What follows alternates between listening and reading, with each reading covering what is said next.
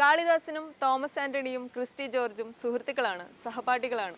പഠിക്കുന്ന കാലം മുതൽക്കേ സ്വന്തമായി കമ്പനി തുടങ്ങണമെന്നായിരുന്നു ഇവരുടെ ആഗ്രഹം. അങ്ങനെയാണ് 2010-ൽ മൈൻഡ് ഹെലിക്സിന് തുടക്കം കുറിക്കുന്നത്. ലോഞ്ച് ചെയ്ത് 8 മാസത്തിനകം വളരെയധികം ശ്രദ്ധിക്കപ്പെട്ട 2 ഡൗൺലോഡ് ആപ്ലിക്കേഷൻസ് രംഗത്തെത്തിക്കാൻ ഇവർക്കായി. ഏതൊരു എഞ്ചിനീയറിംഗ് വിദ്യാർത്ഥിനെ പോലെയും ഒരു പ്രൈവറ്റ് എഞ്ചിനീയറിംഗ് കോളേജിലാണ് പഠിച്ചുകൊണ്ടിരുന്നത്, ഇവിടെ ടോക്കച്ച് institute of science and technology എന്ന് പറയുന്നത്. പക്ഷേ ഇവിടത്തെ പ്രശ്നം എന്ന് പറഞ്ഞാൽ ഒരു ഇന്നോവേറ്റീവ് അറ്റ്മോസ്ഫിയർ അല്ല നമ്മുടെ എഞ്ചിനീയറിംഗ് കോളേജിൽ. ഇതെല്ലാം കോൺസെൻട്രേഷൻ ക്യാമ്പ് പോലെ നടത്തുന്ന ഒരു സ്ഥലങ്ങളാണ് ഇതെല്ലാം. അവിടെ ഒരു സ്റ്റുഡൻ്റ് എന്ന രീതിയിൽ നമുക്ക് ഞാൻ മെക്കാനിക്കൽ എഞ്ചിനീയറിംഗ് ആണ് പഠിച്ചത്. മെക്കാനിക്കൽ എഞ്ചിനീയറിംഗ് മാത്രം പഠിച്ചുകൊണ്ട് പോകാമെന്നുള്ളൊരു സ്കോപ്പ് മാത്രമേ ഉണ്ടായിരുന്നുള്ളൂ. പക്ഷെ ഞങ്ങൾ പ്രോജക്റ്റുകൾ ഉണ്ടാക്കാൻ തുടങ്ങിയപ്പോഴാണ് ഞങ്ങൾ മനസ്സിലാക്കിയത് നമുക്ക് ഇതിലും കൂടുതൽ ചെയ്യാൻ പറ്റും. നമ്മുടെ ഇപ്പോഴത്തെ എഡ്യൂക്കേഷൻ സിസ്റ്റത്തിന് നമുക്ക് തരാൻ പറ്റുന്നതിനേക്കാളും കൂടുതൽ നമുക്ക് ഇന്നോവേറ്റീവ് സാധനങ്ങൾ ഉണ്ടാക്കാൻ പറ്റും എന്നുള്ളത്.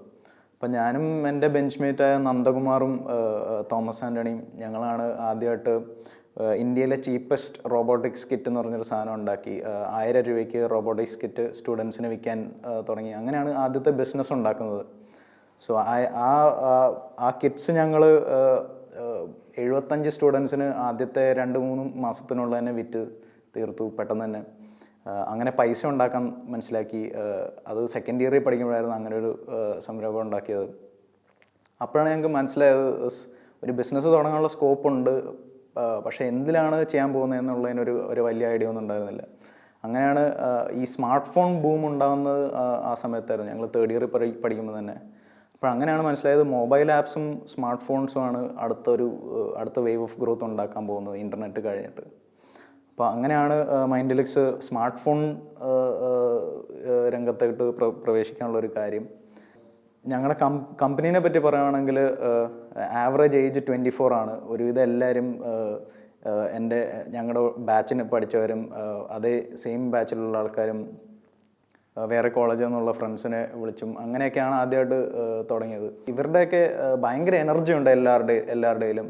ഭയങ്കര ടെക്നിക്കൽ എക്സ്പെർട്ടീസ് ഉണ്ട്. കേരളത്തിലെ എല്ലാവരുടെയും ഇതേ സ്ഥിതിവിശേഷമാണ് എല്ലാ സ്റ്റുഡൻസിൻ്റെയും.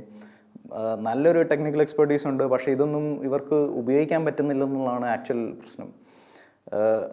അപ്പോൾ മേജർ ഒരു ചാലഞ്ച് തുടങ്ങുമ്പോൾ എന്ന് പറഞ്ഞു കഴിഞ്ഞാൽ നമ്മുടെ സൊസൈറ്റിയിലുള്ളൊരു ഔട്ട്ലുക്ക് ഭയങ്കര ഡിഫിക്കൽട്ടാണ് ശരിക്കും ഹാൻഡിൽ ചെയ്യാൻ. അതായത് സ്കൂൾ കഴിഞ്ഞ് കഴിഞ്ഞാൽ എഞ്ചിനീയറിംഗ് കോളേജ് കഴിഞ്ഞ് കഴിഞ്ഞാൽ ഇൻഫോസിസ് അല്ലെങ്കിൽ വിപ്രോ എന്നുള്ളൊരു കോൺസെപ്റ്റാണ് നമുക്കുള്ളത്. പക്ഷേ അതിൽ നിന്ന് മാറാനുള്ളൊരു എഫേർട്ടാണ് ഞങ്ങളിട്ടത്. അപ്പോൾ ലൈക്ക് മൈൻഡഡ് ആൾക്കാരെ ഞങ്ങൾ കമ്പനീനകത്തോട്ട് കൊണ്ടുവന്നു. അവർ ഫസ്റ്റ് എംപ്ലോയീസായി.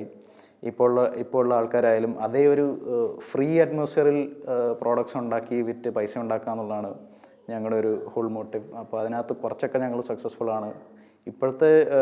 ഇപ്പോൾ ഞങ്ങൾ ചെയ്യാൻ ഉദ്ദേശിക്കുന്നതെന്ന് പറഞ്ഞാൽ is to scale the company. അപ്പോൾ കമ്പനീനെ വേറൊരു സ്കെയിലോട്ട് എത്തിക്കാൻ ഫണ്ട്സ് റേസ് ചെയ്ത് കൂടുതൽ പ്രോഡക്ട്സ് വിറ്റ്, അതാണ് ഇപ്പോഴത്തെ ഞങ്ങളുടെ മോട്ടീവ്.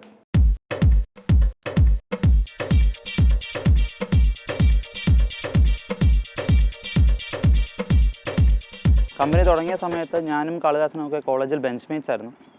ആ സമയത്ത് തുടങ്ങിയ സമയത്ത് ഞാൻ മൈൻഡ് ഹെലിക്സിൽ ഉണ്ടായിരുന്നില്ലെങ്കിൽ കൂടി പിന്നീട് അതിൻ്റെ ഫംഗ്ഷനിങ്ങിൽ ഞാൻ അറിയാതെ തന്നെ ഇൻവോൾവ് ആവുകയും ഇപ്പോൾ അതിൻ്റെ ഓപ്പറേഷണൽ ഫിനാൻഷ്യൽ കാര്യങ്ങളെല്ലാം നോക്കുന്നത് ഞാനാണ്. അങ്ങനെ കമ്പനി തുടങ്ങി പുറത്തൊരു ഓഫീസ് സ്പേസ് ഒക്കെ എടുത്ത് മൂവ് ചെയ്യുന്ന സമയത്ത് നമ്മൾ ഫസ്റ്റ് എംപ്ലോയീസിനെ സെലക്ട് ചെയ്യുമ്പോൾ തന്നെ പ്രത്യേകം ശ്രദ്ധിച്ചിരുന്നൊരു കാര്യം സ്റ്റാർട്ടപ്പ് സ്പിരിറ്റുള്ള ഡെഡിക്കേറ്റഡ് ആയിട്ടുള്ള എംപ്ലോയീസിനെ അക്വയർ ചെയ്യുക എന്നുള്ള കാര്യത്തിലായിരുന്നു. നമ്മുടെ ഫ്രണ്ട്സും സെയിം ബാച്ച്മേറ്റ്സിൻ്റെ സീനിയേഴ്സ് അങ്ങനെയുള്ള ആൾക്കാരെയാണ് നമ്മൾ കൂടുതൽ ശ്രദ്ധിച്ചിരുന്നത്.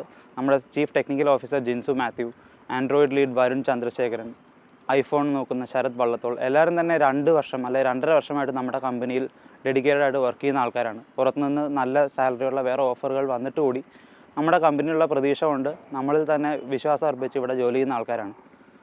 അങ്ങനെയുള്ള ഒരു ഡെഡിക്കേറ്റഡ് ആയിട്ട് പാഷനേറ്റ് ആയിട്ടുള്ള ഒരു 16 മെമ്പർ ടീമാണ് ഇപ്പോൾ മൈൻഡ് ഹെലിക്സിനുള്ളത്. പേരെടുത്ത് പറയാൻ പറ്റാത്തത്ര വേറെ കമ്പനികളിൽ ജോലി കിട്ടി അവിടുത്തെ ജോലി വേണ്ടാന്ന് വെച്ചിട്ട് തിരിച്ചു വിടാന്ന് ജോലി ചെയ്ത കേസുകൾ വരെയുണ്ട്.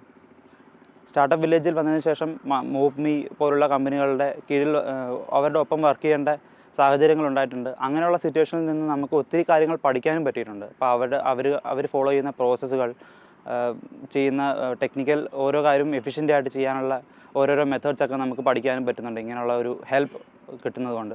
അങ്ങനെ ഇപ്പോൾ ഒരു കോമൺ ഡെഡിക്കേറ്റഡ് ഓരോ മൈൽ സ്റ്റോൺ ഓറിയൻറ്റഡ് ഫോക്കസ്ഡ് ടീമാണ് ഇപ്പോൾ നമുക്കുള്ളത്. മൈൻഡലിക്സിലുള്ള ഓരോ ഡെവലപ്പേഴ്സും ഭയങ്കര പാഷനേറ്റ് ആണ്.